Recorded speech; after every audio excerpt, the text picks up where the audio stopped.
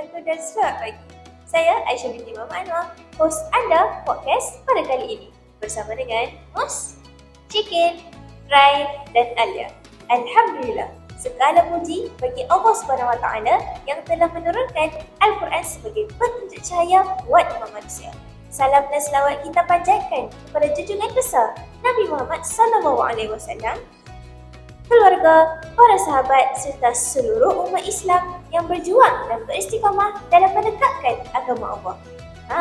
Para pendengar di sini, kita bersama dalam satu episod podcast yang sangat istimewa, iaitu Sempena Nuzul Al-Quran, yang merupakan satu peristiwa yang sangat besar dalam agama Islam.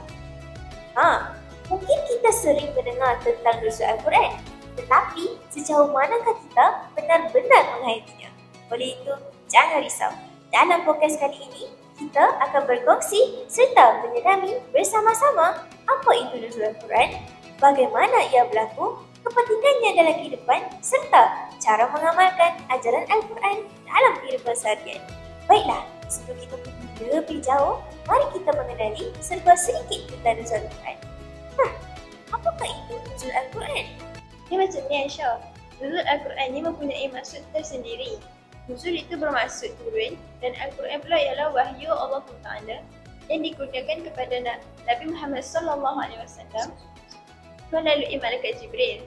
Jadi sebagai umat Islam, kita perlu mengetahui bila dan di mana peristiwa ini berlaku. Peristiwa ini berlaku pada bulan Ramadan, iaitu 17 Ramadan di Gua Hira yang terletak di Jabal Nur, Mekah. Bismillahirrahmanirrahim. Iqra' bismi rabbikal ladzi khalaq, khalaqal insana min 'alaq. Iqra' wa rabbukal akram, alladzi 'allama bil qalam, 'allamal insana ma lam ya'lam. Shadaqallahul 'azim. Surah Al-Alaq ayat 1 hingga 5 menceritakan bahawa bacalah dengan nama Tuhanmu yang menciptakan. Dia telah menciptakan manusia dari segumpal darah. Bacalah, dan Tuhanmu Maha Pemurah yang mengajar manusia dengan pena dan mengajarkan manusia apa yang tidak diketahuinya. Jadi ayat dekat sini menerangkan betapa pentingnya ilmu dan membaca sebagai asas kepada hidup umat Islam. Aisyah, saya nak tambah sikit. Dan Al-Quran ini tak diturunkan secara sekaligus, tapi diturunkan secara beransur-ansur dalam tempoh 23 tahun. Wah, tapi kan kenapa Al-Quran diturunkan secara berperingkat, right? Kenapa diturunkan secara berperingkat? Untuk memudahkan pemahaman dan pengalaman supaya manusia dapat menghayati dan belajar secara faham. Kalau contoh perintah itu diturunkan sekaligus, umat Islam akan keliru nak buat yang satu, nak buat yang tiga, nak buat yang dua. Tapi bila diturunkan secara berperingkat, umat Islam akan faham. Okay, kita buat yang ni dulu, buat yang ni dulu. So, dia boleh belajar dan menghayati. Yang kedua, untuk menjawab persoalan dan cabaran umat Islam dari semasa ke semasa. Menarik. Apakah kepentingannya dalam kehidupan? Untuk pengetahuan Aisyah, Al-Quran ini bukan sahaja kitab yang kita baca setiap hari, tapi ia juga merupakan pedoman dalam hidup kita kerana ia memenuhi segala aspek kehidupan.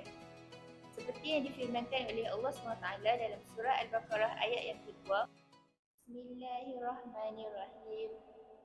Zalikal kitabu la raiba fihi hudan lil muttaqin. Yang bermaksud, kitab ini tidak ada keraguan padanya, tunjuk bagi mereka yang bertakwa. Maksudnya, siapa yang berpegang teguh kepada Al-Quran, dia tidak akan tersesat. Aisyah nak tahu tak apa keistimewaan bulan Ramadan? Tak nak. Bulan Ramadan istimewa kerana turunnya Al-Quran. Firman Allah dalam surah Al-Baqarah ayat ke-185. Bismillahirrahmanirrahim. Syahrul Ramadan alladzi unzila fihi al-Quran hudan lin-nasi wa bayyinatin minal huda wal furqan. Bulan Ramadan adalah bulan yang di dalamnya turun Al-Quran sebagai petunjuk bagi manusia dan penjelasan mengenai petunjuk itu serta pembeza di antara yang benar dan yang batil. Jadi, bulan Ramadan ni bukan saja bulan untuk kita berpuasa, tapi bulan untuk kita lebih dekat dengan Al-Quran dan banyakkan ibadah. Masya Allah. Tetapi kan, macam mana kita sebagai umat Islam menghayatinya dalam kehidupan seharian? Aisyah, cara untuk menghayati peristiwa Nuzul Al-Quran ini dengan cara membaca dan memahami Al-Quran. Kita boleh membaca Al-Quran sehari satu muka surat ataupun satu juz Al-Quran di bulan Ramadan. Lepas tu kita juga boleh membaca tafsiran Al-Quran supaya kita dapat mengetahui apa maksud ayat Al-Quran tersebut. Lepas tu kita boleh mengamalkan amalan Al-Quran dalam kehidupan seharian. Contohnya macam dalam Al-Quran ada mengatakan bahawa kita perlu bersikap jujur dalam pelbagai aspek.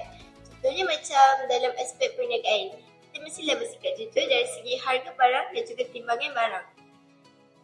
Lepas tu Al-Quran juga ada melarang kita daripada mengumpat supaya kita dapat elakkan diri daripada bercakap buruk tentang orang lain. Lepas tu kita juga boleh mengajarkan Al-Quran kepada orang lain. Sabda Rasulullah SAW, khairukum man ta'allamul Qur'ana ma'allah. Maksudnya sebaik-baik kamu adalah yang belajar Al-Quran dan mengajarkannya. Hadis riwayat Bukhari. Maksud hadis ni, kalau kita memahami satu ayat Al-Quran, kita boleh mengongsikan ayat tersebut kepada orang lain. Contohnya macam keluarga ataupun rakan-rakan kita, supaya mereka juga dapat mengetahui apa maksud ayat Al-Quran tersebut. Dan sekali, kita boleh memanfaatkan teknologi untuk berdakwah. Contohnya, kita menggunakan media sosial untuk mengedarkan maklumat tentang Al-Quran beserta tafsirannya. Kita juga boleh menciptakan satu video pendek ataupun artikel yang berkaitan dengan Al-Quran beserta pengajaran dalam Al-Quran tersebut. Okay, Aisyah, saya nak kongsi dengan satu kisah yang sangat menarik tentang sahabat Nabi SAW iaitu Umar bin Al-Khattab radhiyallahu anhu.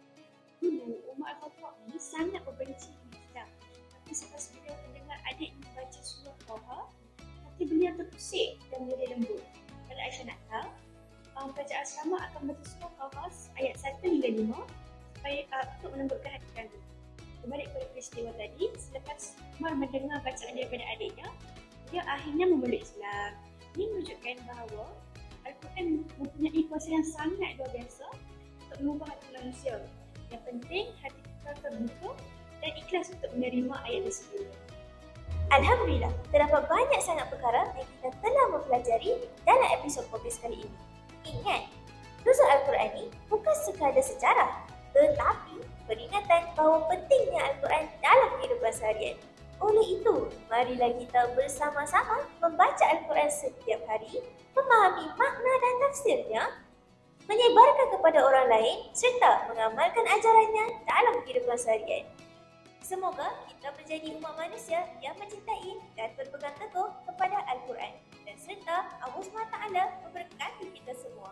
Terima kasih kerana sudi mendengar podcast kali ini daripada saya, host anda, Aisyah binti Mama Anwar. Raihana. Wassalamualaikum warahmatullahi wabarakatuh. Jumpa lagi.